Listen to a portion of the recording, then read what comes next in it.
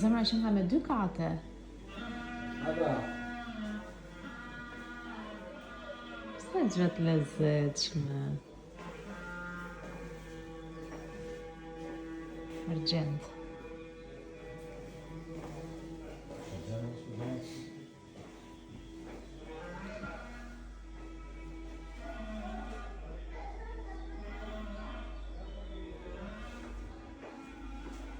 Sa herë mirë që vjen.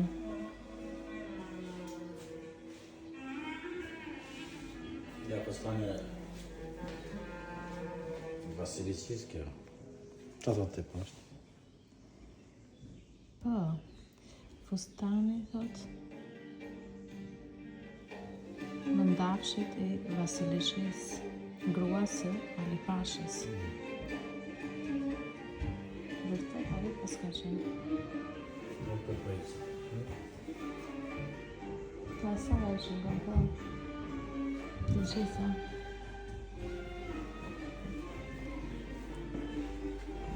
Pas majtë me të mirë, Po që nga martuar në moshë madhe. Në plejshëri që nga martuar.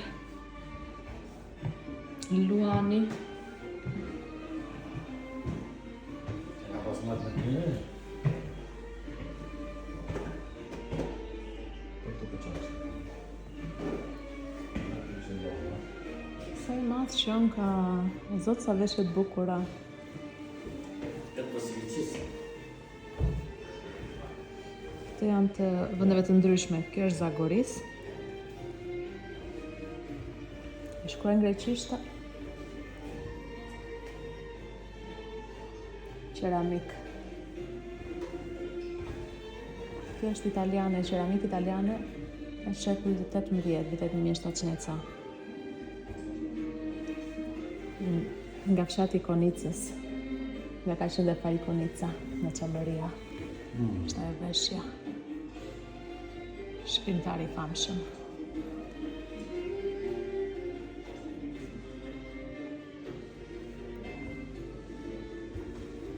O zemra, super çik.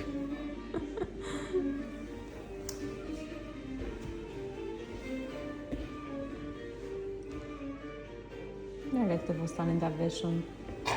Që ka i bukur. Kjo është xhublet, si ato tonat është. Të veriu tonë.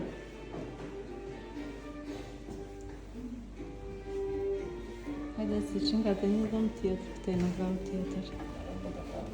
Po me të vërtet, papuqet. Papuqet.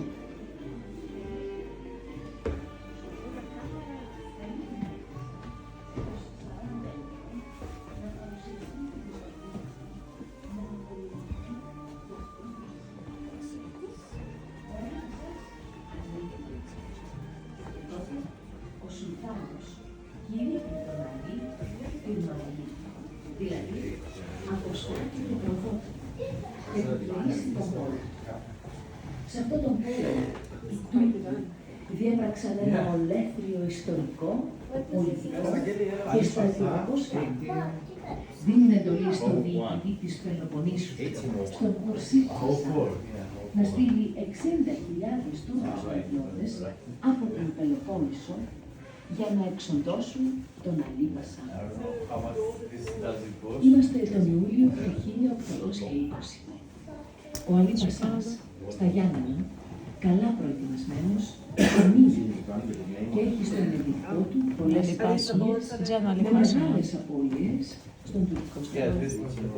Στο μεταξύ, η φιλική εταιρεία έγκαιρα αντιλαμβάνεται τη μεγάλη ευκαιρία που της δίνεται με την απομάκρυνση του τουρκικού στρατού από την Πελοπόννησο και δίνει το σύνθημα της έναρξης της Μεγάλης Επανάστασης τον Μάρτιο του 1821.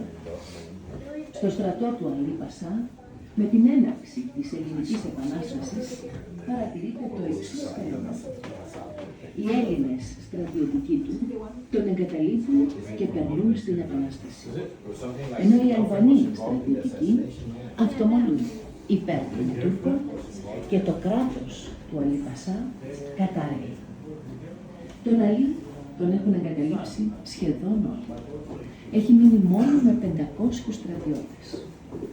Αντιλαμβάνεται τη δύσκολη θέση στην οποία βρίσκεται και εκλιπαρεί τον Σουλτάνο για έλεος και συγχώρεση.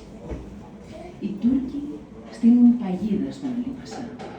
Του λένε ότι ο Σουλτάνος αποδέχτηκε τη συγγνώμη του, με έναν όρο όμως, να παραδώσει το κάστρο των Ιωαννίνων μαζί με τους θησαυρούς του και μέχρι να έρθει το χαρτί της ανθόλωσης να πάει στο εξοχικό του, στο νησάκι της Κομβότιδος, εδώ δηλαδή όπου βρισκόμαστε τώρα. Ο Αλή Πασάς πήρε τη γυναίκα του, βασιλική Κονταξή, την οποία είχε παντρευτεί με χριστιανικό γάμο το 1816, όταν αυτός ήταν 76 ετών και εκείνη 26, πήρε μαζί του επίσης στρατιώτες και με μεγάλη αγωνία έρχονται στο νησάκι και περιμένουν να έρθει το φυρμάνι από την Κωνσταντινούπολη. Αντί αυτού, γίνεται απόβαση του δυτικού στρατού στο νησάκι. Μπαίνουν στην αυλή του σπιτιού που βρισκόμαστε τώρα. Ο Αλή Πασάς κατεβαίνει στην αυλή να τους υποδεχθεί.